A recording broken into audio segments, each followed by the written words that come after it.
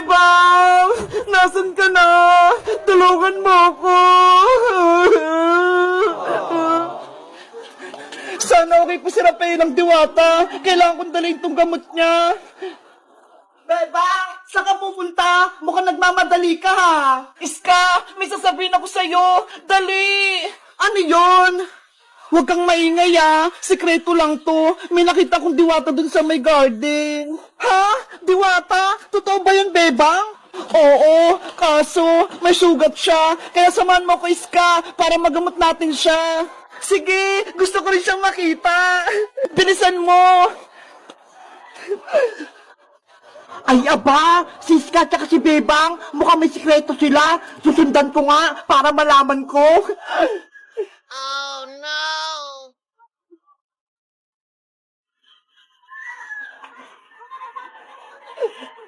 Bebang! Nangina na ako!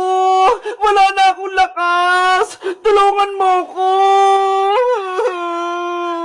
Rafaela! Nandito na ako! Okay ka lang ba? Masakit yung katawan ko, Bebang! Dahil sa sugat ko! Huwag kang mag-alala, Rafaelang Diwata! May dala na akong gamot! Ito ho! Bebang! Totoo nga! May diwata sa garden! Sabi ko sa'yo, Iska siya si Rafaela, diwata ng mga nuno sa punso. Hello, Rafaela! Ako pala si Iska, kaibigan ni Bebang. Kinagagala kitang makilala, Iska. Ako din, masaya akong nakilala kita. Dito nagpunta sila, Bebang, sa may garden. Sisilipin ko nga sila. Ang sakit na ng sugat ko! Lumalala na! Ano yun? May diwata silang kasama! Totoo ba yan? Rafaela, akin na yung mga sugat mo! Gagamutin ko na! Ito, Bebang!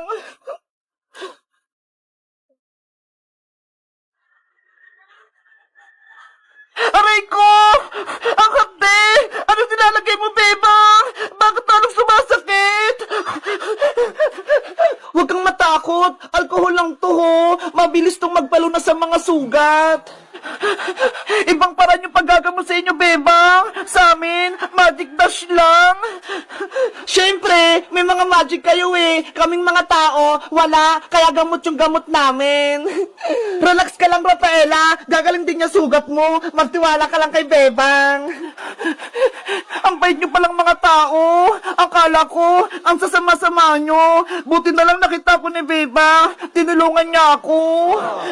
Ang turo kasi sa akin ni nanay, kaaway man o kaibigan, tutulungan kapag may nangangailangan.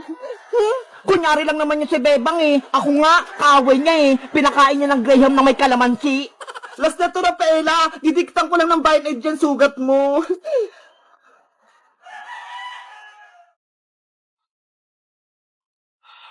Wow!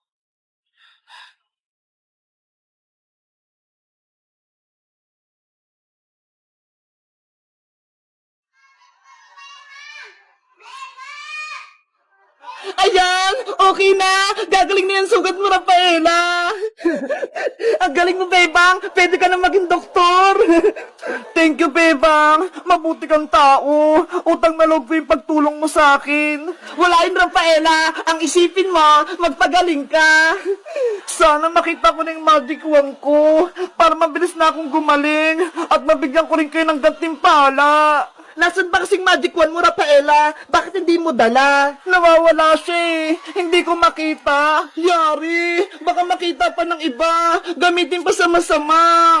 Ano? Nawawala yung magic wand ng diwata? Hahanapin ko yun para magka-magic ako.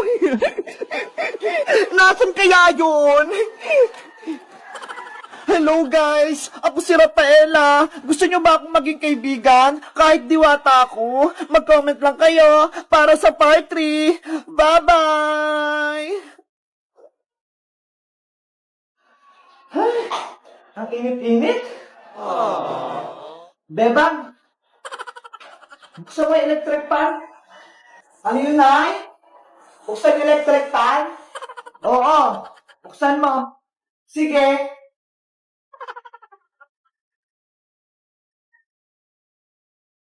Oh no!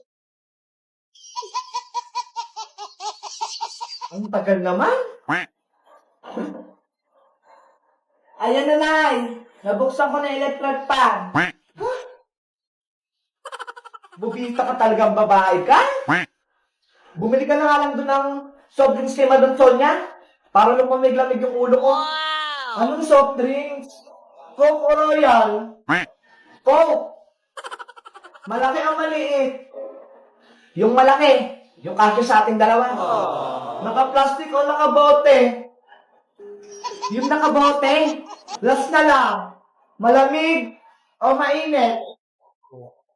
Subukan mong bumili ng mainit. Iyahampas ko sa'yo. Siyempre, yung malamig, kumuha ka na nga lang ng tubig dyan sa kusina. Sige. Yahoo! Saglit. Oh no! Mineral o tubig gripo? Ginagamit mo talaga akong bata ka?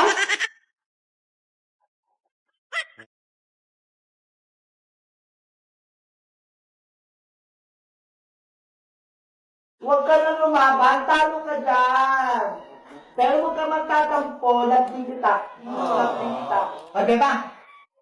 Ano po yun, Nay? Puro stop toys na lang yung lagi mong kalaro. Baka mamaya magkakamukha na kayo dyan. Bakit? Masama po ba? Subukan mo kayang lumabas ng bahay. Bakit paglaro ka rin sa mga bata? Para pagpabisan ka naman? Wow! Ay! Sige po, Nay! Huwag ka lang lumayo-layo, ah! Diyan ka lang sa malapit. Totot, TJ, Spidey, diyan muna kayo, ah! Maglalaro muna kami Big Bird sa labas. Maghanap kayo na ng kalaro. Ha? Babalikan ko kayo. Yes! Maglalaro ko sa labas. Pinayagan ako ni nanay.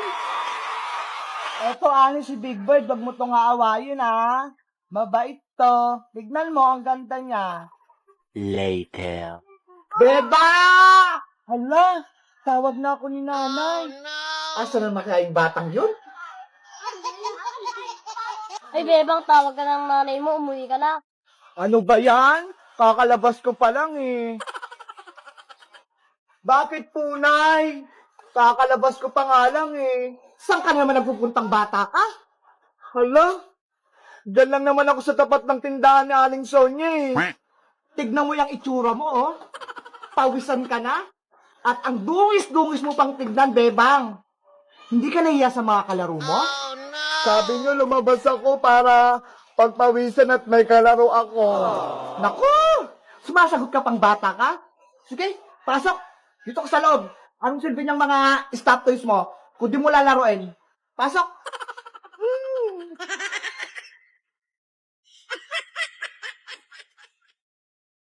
Ready, get set, go! Bebang, antayin mo ko!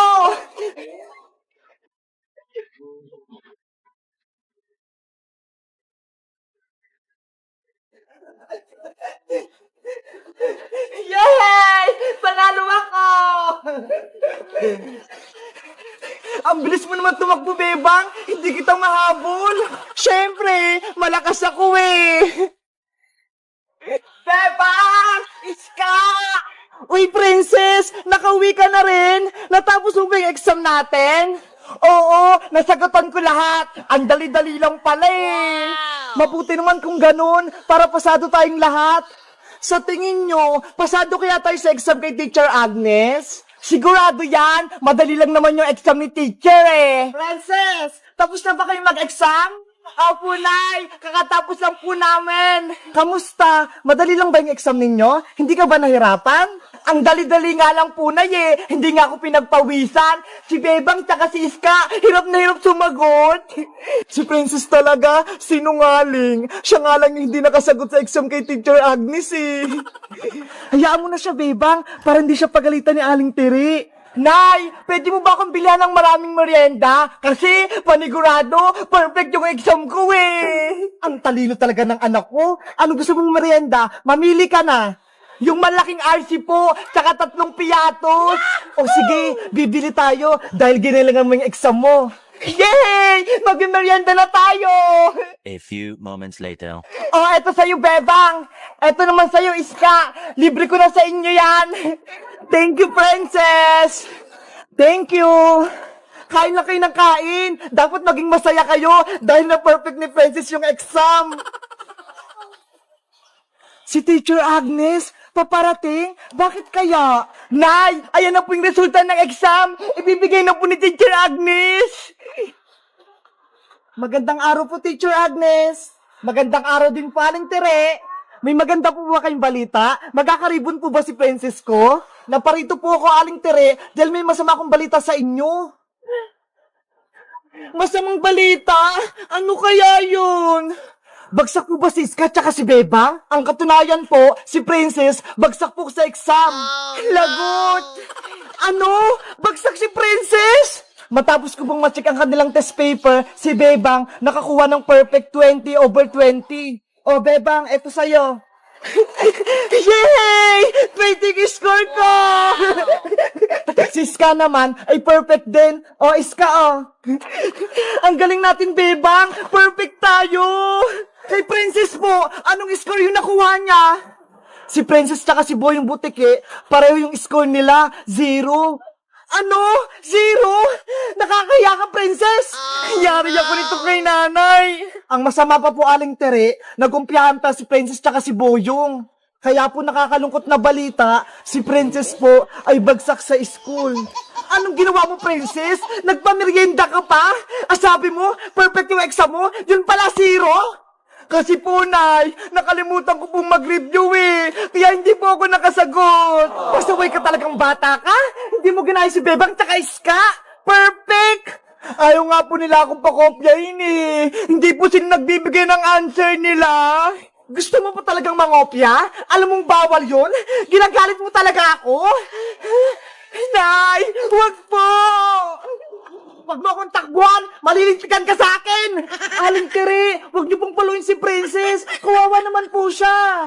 Kailangan ko siyang mabigyan ng perfect na palo para matuto siya! Princess! Tulong! Papaluin ako ni nanay! Si Princess, itlog sa exam! Kaya papaluin siya ni Aling Tere! Hello guys! Magandang araw! Ako si Iska! Kami ni Bebang, na perfect namin yung exam namin. 20/20. Tingnan nyo ho. Si Princess, 0 yung nakuha. Kayo guys, anong score nyo sa exam nyo? Pasado rin ba kayo? Mag-comment lang kayo. Bye-bye!